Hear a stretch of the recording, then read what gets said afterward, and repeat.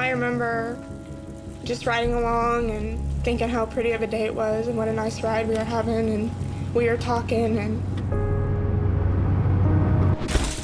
before I knew it, I was looking at her, and then she just was flying in the air and landed in front of me, and I remember her shoes flying off. Man.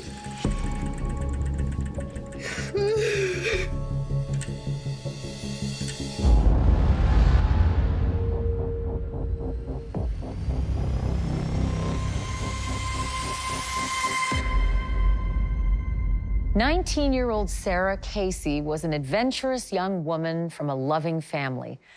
Reverend Randall Foos was the respected pastor of a Lutheran church.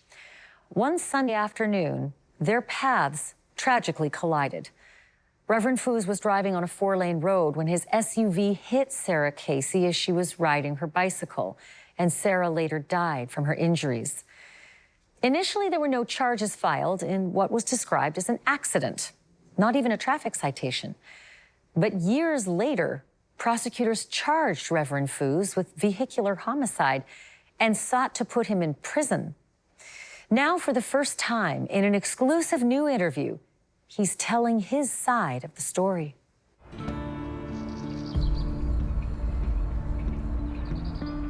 Kennewick, Washington is known as part of the Tri-Cities, separated by the Columbia River.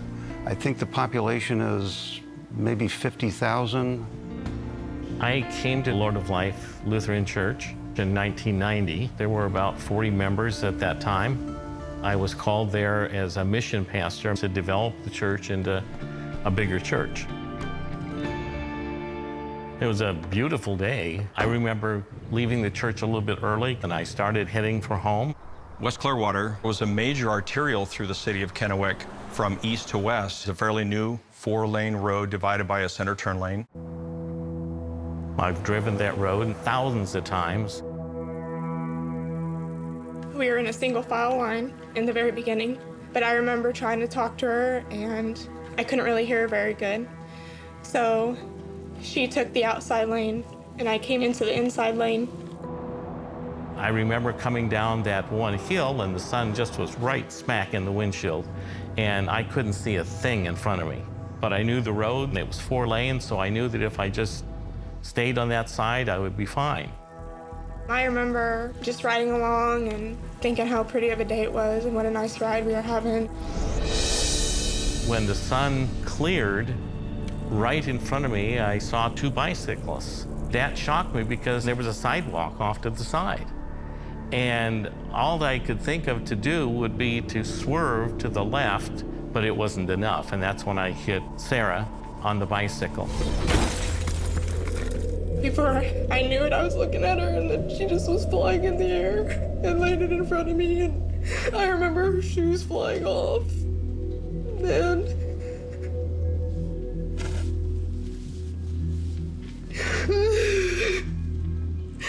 then I remember just stopping, and I threw my bike down.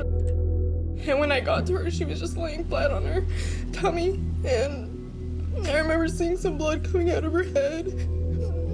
And I remember going down to her and saying, "Sara, Sara." And I remember just telling her I was right there. "Sara, I'm right here." I was called to the scene to take the lead on that case. The victim, Sara Casey, had already been transported. We immediately shut the road down so we could access the area where the collision occurred and begin the investigation.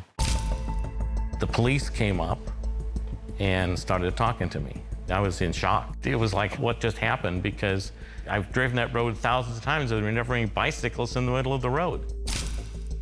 His vehicle had obvious damage to the front bumper, grille, hood, and front passenger side windshield. It was clear that a body had likely come into contact with the hood and windshield of his vehicle. The victim, Sara Casey, wearing a helmet, wearing shoes, was so violently accelerated from her speed, from the higher speed of the vehicle strike, that it knocked her out of her shoes. There's a tremendous amount of force, a 4,000-pound vehicle striking a 150-pound person. accelerating them to that speed is traumatic.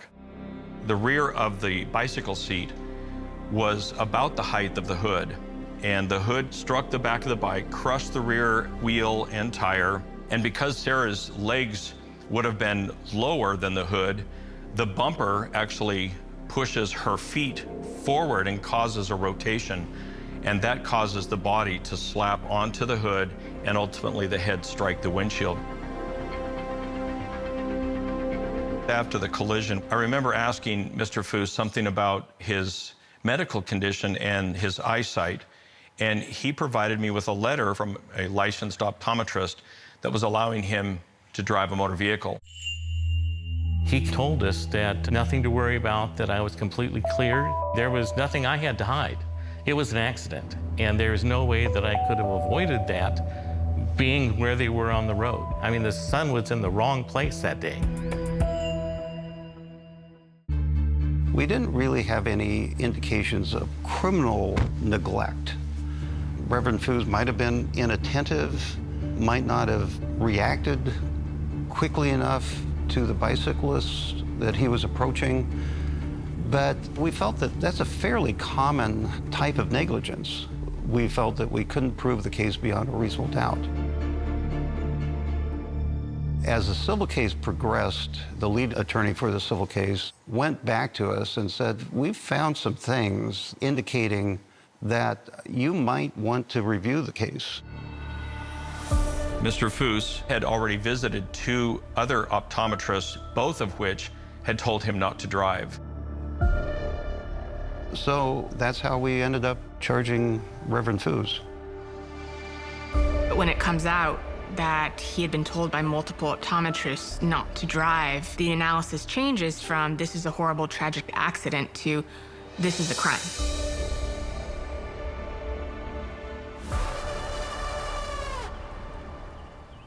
Court is now in session. You may be seated. Ladies and gentlemen, if you give your attention to Mr. Blur on behalf of the state for opening. 2 different doctors told the defendant not to drive a car because of his diabetes. They told him that in May of '03. They told him that again in June of '03.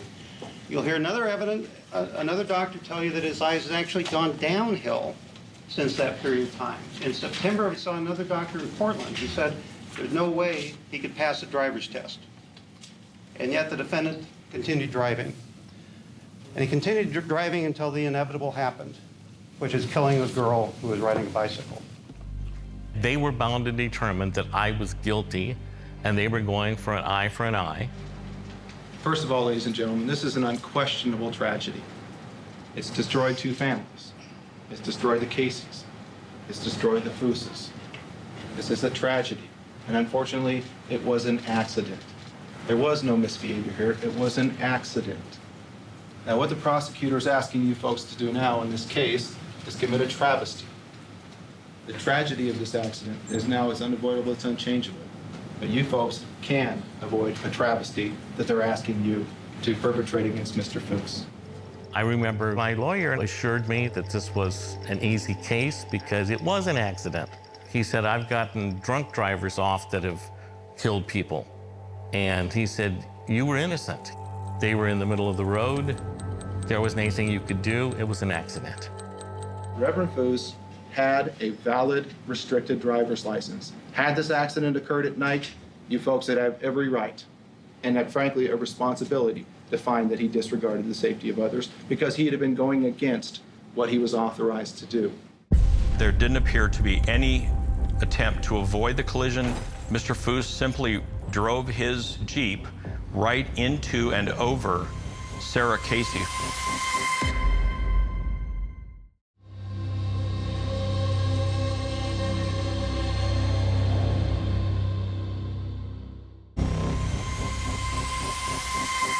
Today, there is a memorial for 19-year-old Sara Casey on West Clearwater Avenue in Kennewick, Washington. A white cross with the initials SBC marks the area where she was fatally struck by an SUV as she rode her bicycle. The driver of that SUV, Reverend Randall Foos, claimed that he couldn't see Sara because of glare from the sun. But But prosecutors were about to present eyewitness testimony that called into question the Reverend's truthfulness. Witnesses who were driving right behind the Reverend's red Jeep Cherokee just moments before impact. As you were driving down Clearwater, was the sun ever in your eyes? No, it was never a factor. The upshot of the eyewitnesses was that everyone could see the bicyclists, the car behind them, and the car behind that person. Other people following his vehicle from a further distance back than Mr. Foos was saw the girls and moved over. He failed to do that. As you were driving westbound on Clearwater, did you see two bicyclists? Yeah, I did. Now, what happened next? I had noticed that the traffic was moving to the left to go around the bicyclers. Now, can you describe for me where the cyclists were riding in the lane? They were side by side, occupying the right half of one lane. Jennifer and Sara were legally allowed to ride their bikes where they were positioned. They were responsible, wearing bike helmets to the right, but side by side, which was something that Washington law allowed. When did you have occasion to see the red Jeep? When a white truck moved from my lane to the next lane, which left a red Jeep in front of me. Well, what did the red Jeep do? I knew that the red Jeep was getting close, but I didn't realize they were right on the bicyclers until I saw one in the air. Now, what exactly did you see? I saw her feet up in the air as she came down. From your viewpoint, were you able to observe whether or not the defendant applied his brakes before striking the bicycle? There were no brakes. How do you know? Because there was nothing obstructing me to the vehicle in front of me. 2 days after the collision, we went back to do a time distance study, and I wanted to recreate as closely as we could what had happened 2 days prior. That included going to a local dealership, obtaining a 2001 Cherokee Jeep, red in color, and using that same vehicle at the same time in the afternoon, going the same direction and speed, to recreate as closely as we could what that driver may have seen. I believe we started at 4:02 p.m. that day, trying to replicate the actual time of the collision 2 days earlier. Any problems with the sun? Actually, no. Did you make some efforts to get the sun in your eye? I did, but I actually had to lean nearly to the dash of that vehicle to see the sun. And I could see it, but I had to see it from near the dash area. The sun couldn't have been in his eyes unless he was putting his chin on the dash of the driver's seat of the car. You don't drive that way. I believe that there are certain people in law enforcement that can be tainted in how they do things.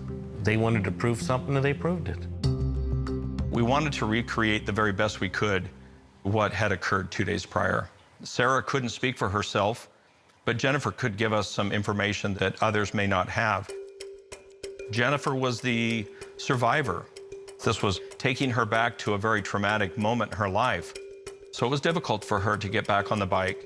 We were able to obtain an approximate velocity that the girls were riding, approximate placement where they were riding in the roadway.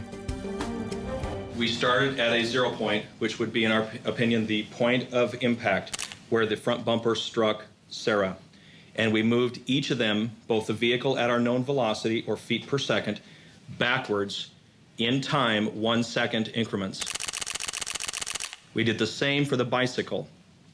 We separate the two and indicate that the bicyclist from that impact point every second came back 9.37 feet.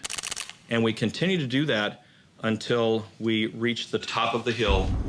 We were able to determine that Mr. Foos was traveling in the curb lane, westbound on Clearwater at about 41 miles per hour, 60 feet per second. Very clearly, you can see the bicyclist in 7 seconds. Bicyclist is this dark mark here, one rider. Go to 5 seconds.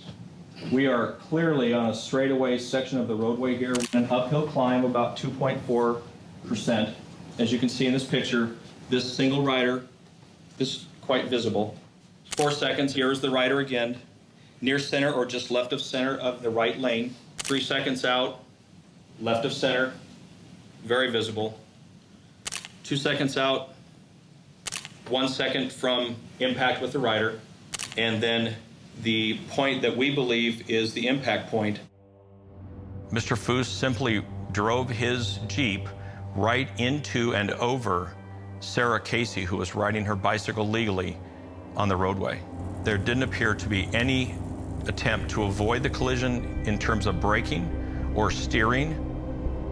If the defendant had stomped his brakes, what would have happened? The impact would not have occurred. The accident reconstruction confirmed what the eyewitnesses were saying. Reverend Foos, whether he was attentive or not, he couldn't see because his eyes were bad. I turn now to the patient education box. You wrote down, patient should not drive. Why did you write that down?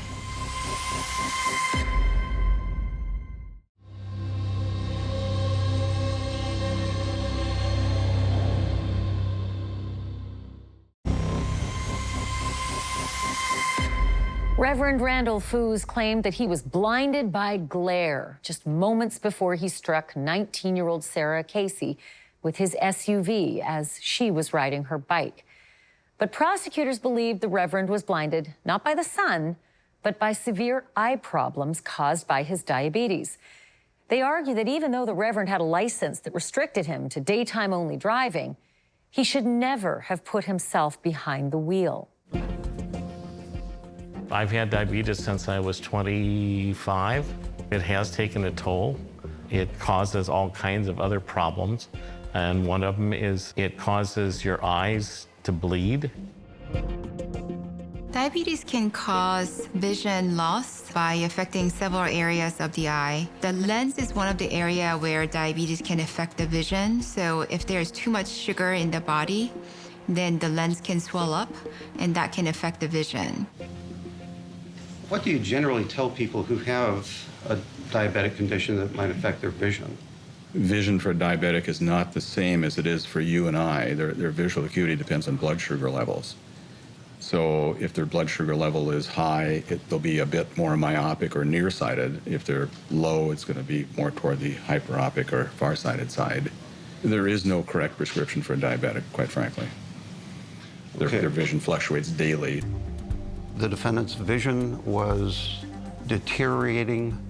We had a timeline of the ophthalmologists and the eye doctors, and you could see progressively his vision getting worse and worse over time. Did you treat the defendant during 2003 at any time? Yes, May 29th of 03. Did you determine what the defendant's visual acuity was? For the OD, that's the right eye. It was 20/60 -2 with his current glasses. And then it was 20/200 on the left eye. I turn now to the patient education box, and you wrote down, patient should not drive. Why did you write that down? At the end of the time, I sum it up for the patient, and at this point, the visual acuity doesn't justify driving. There was one doctor I went to for 15 minutes one time and wanted some bifocals. That one doctor, he said, well, I suggested that he shouldn't drive because I came in to get bifocals? That doesn't make any sense. I guess I would use the analogy of a DUI. You're licensed to drive in Washington, but you go have a couple drinks, you're over the legal limit, or you're affected by it, and you cannot drive. So just because he had a license or a restricted license, on that day, we know he couldn't see. We know he shouldn't have been driving. Mr. Foos presented to my office on June 24th of 03. Did you do any tests to determine his visual acuity? His visual acuities were 2100 in the right and left eye. 20/20 vision is perfect vision or normal vision per se. 2100 is a pretty significantly bad vision.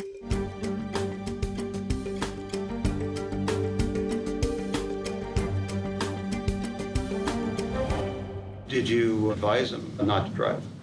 I said to him that vision was decreased, he was not legal for a restricted daytime license, and I wrote in the chart that he had to have visual acuity 20/80 or better, but he did not meet the criteria.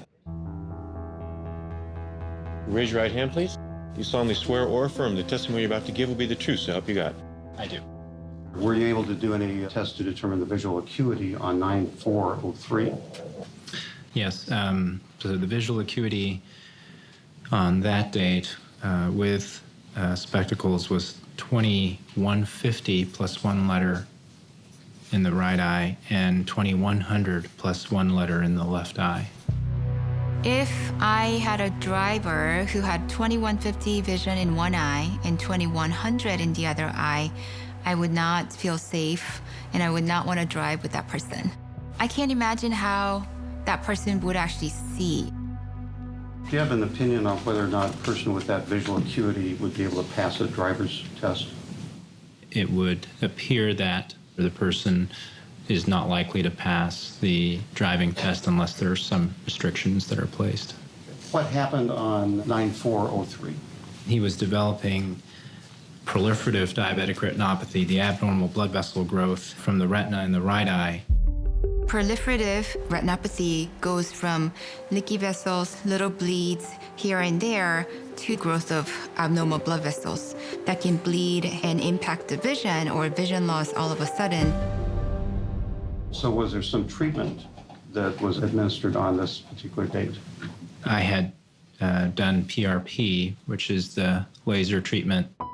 Pan-retinal photocoagulation, PRP, is for proliferative diabetic retinopathy. You put a lot of laser spots in the periphery of the retina to decrease the drive of abnormal blood vessels to grow so that you can save the central retina. Let's count down 13 days from 9/4/03 to 9/17. You wouldn't expect any impact from the PRP treatment? I wouldn't expect to see a big difference from the treatment at that point. I had laser treatments to stop the bleeding. I remember the bleeding would stop after the laser treatments, and I could see quite a bit better. What was Reverend Foos's visual acuity score on September 17th of 2003 at about 4 p.m. in the afternoon? I don't know. Is there any possible way, with any degree of medical certainty, that you or any other doctor can say that? No. What person would be in the best position at that particular moment in time to assess subjective vision? It would be the person driving or the patient. Your Honor, the defense would like to call Reverend Randall Foos.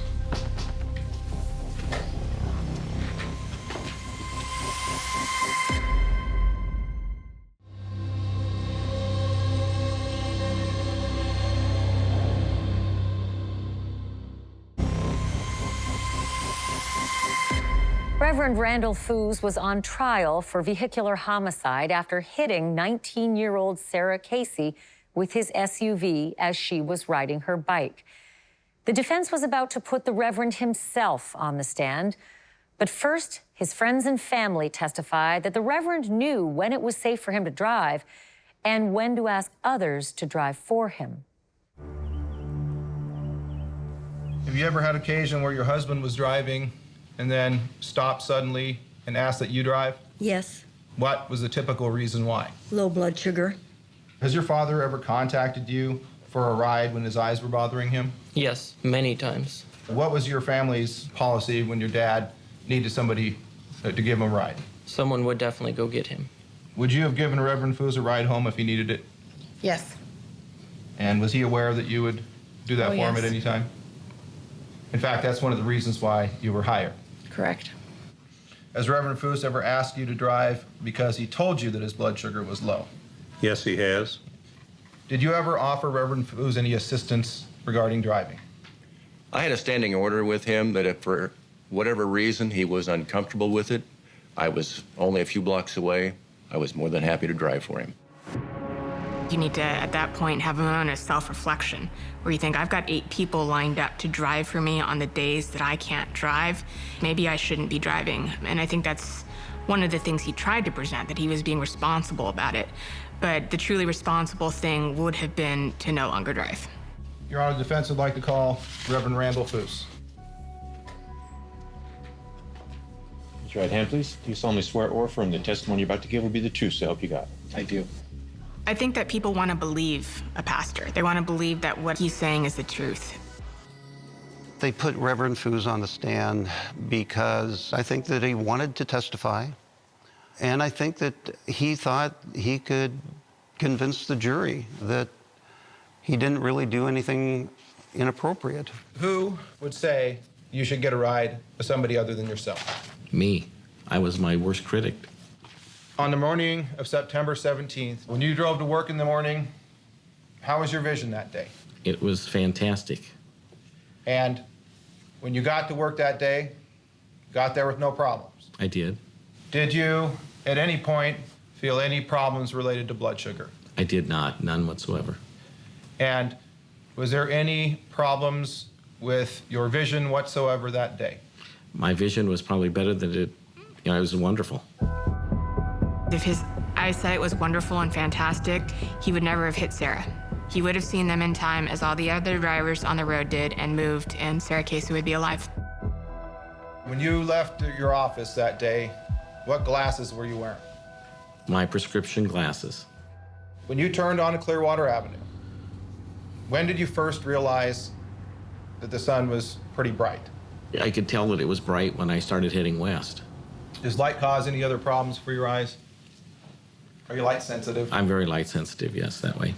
So when you were driving along the particular roadway, when was the first time you saw any bicyclists on the road?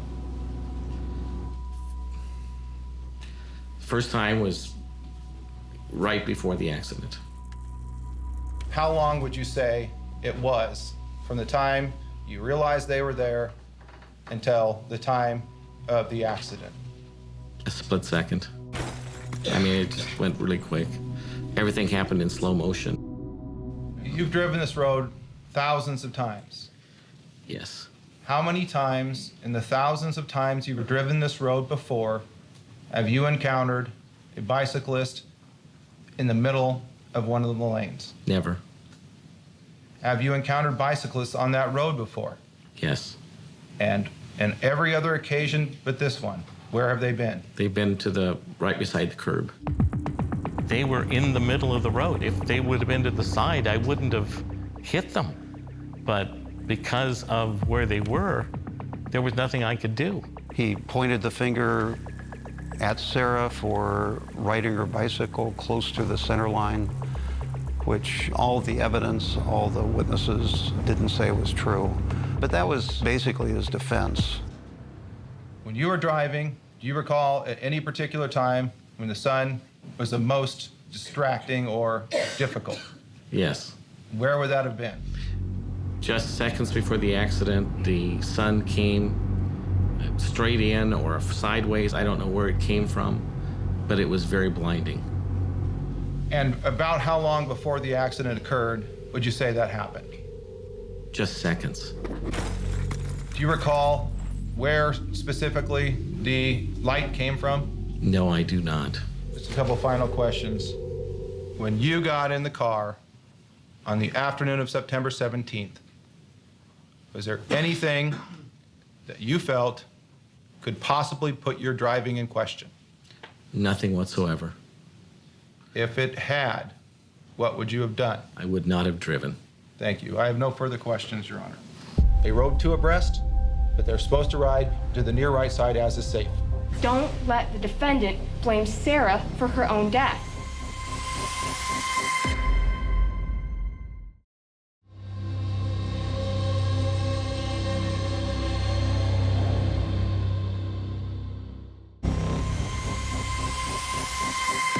Reverend Randall Foos put himself on the stand in hopes of convincing a jury that he was not guilty of vehicular homicide in the death of Sara Casey. But in taking the stand, the Reverend also put himself in the legal crosshairs because now the prosecution had an opportunity to cross-examine him. What he said in the deposition in the civil case came back to haunt him. He contradicted himself when he testified. When you gave your deposition, you were asked some questions about your general problems with eyes.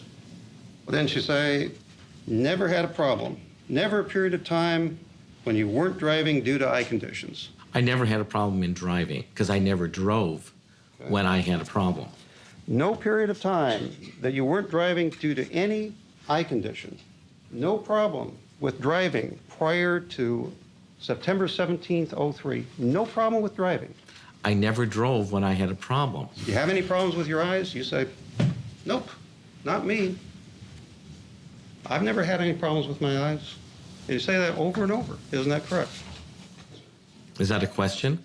Terry's got a very mild-mannered style, which I thought was effective against somebody like Mr. Foos, who really presented as arrogant. You say that over and over, not me, no problems with my eyes, correct? Correct. Okay. In fact, you said in your deposition, no, I'm just nearsighted, that's it. I don't have any problem. I've just got a little problem with nearsightedness. Isn't that correct? I am nearsighted, yes. Well, that's all you said that was your problem. You didn't mention, did you? You got diabetic retinopathy, you got vitreous hemorrhaging, cataracts. I didn't have to. They already knew that. Have you had occasion to see Officer Gaines's demonstration of reconstruction? Yes, I did. Do you have any problem with the idea that the science shows where Sara was in the roadway? I do. The eyewitnesses are correct that you didn't actually brake prior to the collision. I did not. Is it correct to say that if you swerved, it was very, very little? I swerved quite a ways. Well, if you swerved, now the collision occurred on your right-hand side of your SUV, right? Mm-hmm. If Sara was really on the skip line, as you talk about, you would have been over in that outside lane. Isn't that correct? I was in the outside lane. Okay, I'm just asking, that's correct. Oncoming traffic would have plainly been able to see that swerve. Isn't that fair? I don't know. The defendant is not the typical defendant. It's not a person who goes out and holds up a convenience store at 2 a.m. with a gun. It's not a person with a long criminal history. Not only that, it's a prominent member of society, a reverend who's probably lived a very honorable life up to this point. That's one challenge, just to have the jury look at this individual and say, I'm sorry, but you're guilty. You're guilty of a very serious crime. Now, if you'll give your attention to Mr. Bloor on behalf of the state for closing. What's the conclusion? The only logical conclusion is that the defendant didn't see Sara Casey because he couldn't. Is he a person that wanted to go out and hit a bicyclist? Of course not. But why didn't he see Sara? It's because he couldn't. Right in front of him, and a minimum of 10 seconds. He had 600 feet to act. He couldn't see. He was driving blind. Ladies and gentlemen, if you give your attention to Mr. Pickett on behalf of the defendant. The state of Washington wants to tell you and wants you to find that my client disregarded the safety of others because he followed the rules of the state of Washington. Now, you may not agree that a person with 20/80 vision should be driving. You may think that that's not appropriate, but it is legal. It is their standard, not Randall Foos' standard. But ladies and gentlemen, you have the duty to follow the law of the state of Washington, just like he followed the law of the state of Washington, just like Sara Casey arguably followed the law of the state of Washington. They rode two abreast, but they're supposed to ride to the near right side as is safe. And she didn't do that. Is it fair then, if she interpreted the law saying she could, to say she disregarded the safety of herself and Jennifer Brown? That's not fair. So it's not any more fair to put the blame on them than it is to put the blame on him. I like having the last word. So with the rebuttal closing argument, I like that the best. The stakes were very high. It was a very emotional case. And it was actually my first felony trial. And then to have it filmed by Court TV. So to say that there was a lot of pressure was probably an understatement. So don't let the defendant blame Sara for her own death. There is no comparative fault in this. None, even if you thought Clearwater was dangerous. Even if you thought they should not have been riding there, they were still allowed to be there. The defendant yesterday on the stand, he said that his vision on September 17th, 2003 was fantastic. No, it was better than that. It was wonderful. That is what he said. And this is September 17th. And he had a PRP procedure performed on September 4th on the right eye. The rate of recovery on that is 36 months. It's not 13 days. It's not you get it done and all of a sudden your vision is fantastic and it's wonderful. Ask yourself, look at that picture. Where is the sun? It's not there. Or there. Or there. And you can count it down. 9, where's the sun? See the bicyclist, but where's the sun? 8, straight road, clear, sunny, unobstructed. 7, 6, 5, 4, 3, 2, 1, impact. What was the result? Sara Casey's dead. That's the result. Because the defendant clearly disregarded the safety of every other person on that road, including Sara. So what does that leave us with? Vehicular homicide. The defendant is guilty. Thank you, ladies and gentlemen. Angelica did great with her rebuttal. She just brought it home, blowing out of the water the defense case. All rise. Have you reached a verdict? Please hand it to the bailiff. We, the jury, find the defendant Randall R. Foos.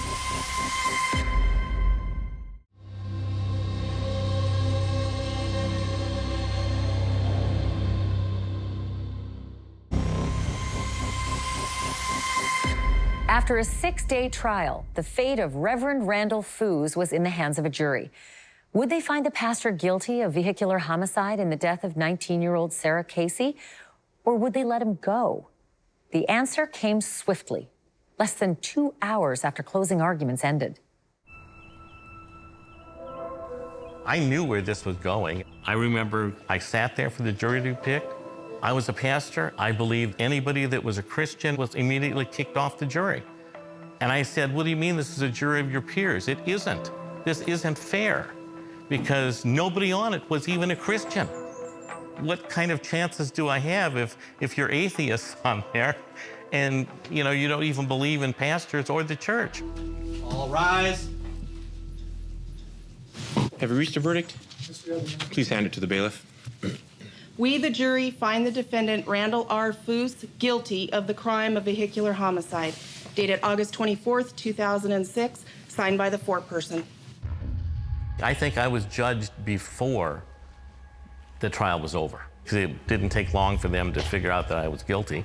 Well, of course they did. None of them were my peers.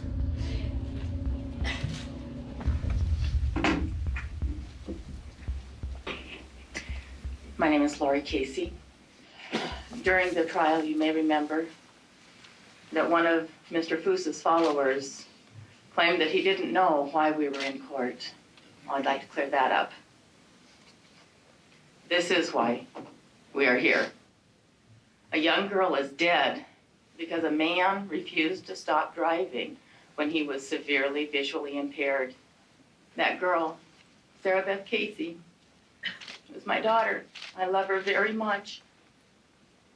And I hate the fact that I have to live the rest of this life without her. In my opinion, Randall Foos was an impaired driver. And yet, unlike those impaired by alcohol or chemicals, he had full mental capacity.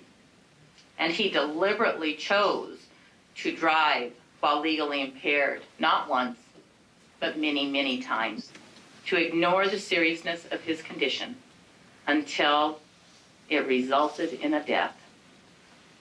He's denied responsibility for his actions, and he has shown no true remorse. I ask that you sentence him to the full 20 months of the standard range. Randall, in his own statement before the court, contends that his vision was fantastic that day. That leaves us with really only two conclusions. He saw Sara and hit her anyway, or he's lied. A pastor who lies. A pastor who lies. Now there's an irreconcilable dichotomy. Randall Foos is not sorry for what he has done. He's only sorry for getting caught. He has told so many lies in relationship to this that he has probably convinced himself that he did nothing wrong. Nothing wrong? He killed Sara because Randall Foos chose to drive with severe visual impairments. My family is forever broken. It was an accident, and accidents happen every day. I'm sorry that it happened to their daughter. I wish that we wouldn't have to go through any of this. And to the Casey family and to your family and friends, we're very sorry if this happened. You know, you said I didn't have any remorse, that I didn't beat myself up over this. I do that every day. I spent hours of not being able to sleep, and I really do care about you guys, and I pray for you every day. I'm sure on some level he was remorseful for Sara Casey's death, but I don't think it rose to the level of acknowledging that he was the one responsible and his choices led to her death. I think it's appropriate. This sentence within standard range. There is no criminal history as indicated by both counsel. I do believe the bottom of the standard range is an appropriate sentence, 15 months on count one of the assassin. The judge sentenced him to 15 months, which was the lowest possible sentence for that crime. Because it was my first felony trial, I remember thinking that the laws for vehicular homicide were far too lenient. You shouldn't be allowed to kill somebody like this and only serve 15 months. We were a little generous in allowing him to stay out of custody during the pendency of his appeal. He started a ministry in Las Vegas. We set up a hearing. He didn't show. He was told to come back to Kennewick. He failed to, refused to, and we sent a team down and picked him up.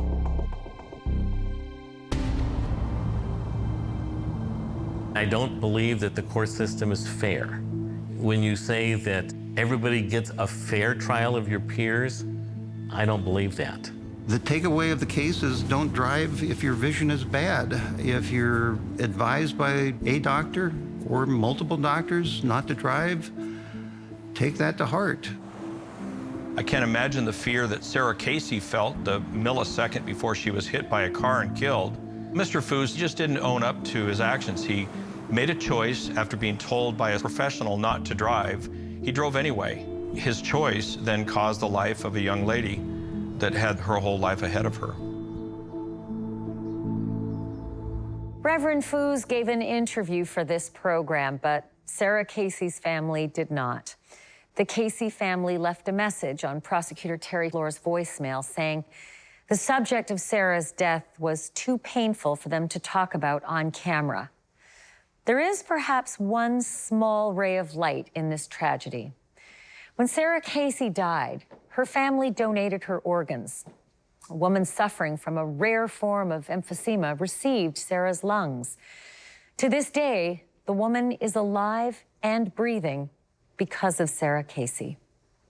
I'm Ashley Banfield. Thanks for watching.